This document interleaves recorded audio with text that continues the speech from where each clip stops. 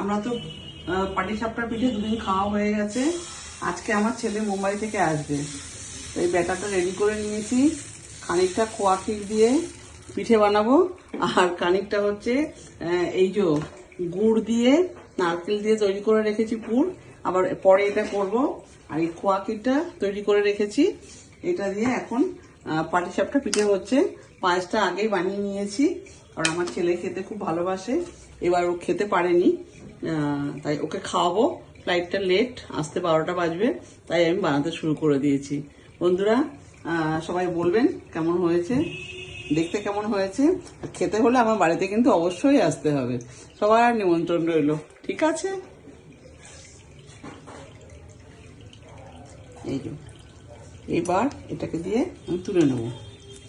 খোয়াটা দিলাম মাঝখানে, একটু চেপে বন্ধ করে দিলাম, দিয়ে এই হচ্ছে মুড়ে দিলাম। ব্যাস, পাটিসাপটা রেডি। দুপাশটা একটু এরকম চেপে দিতে হবে সুন্দর করে।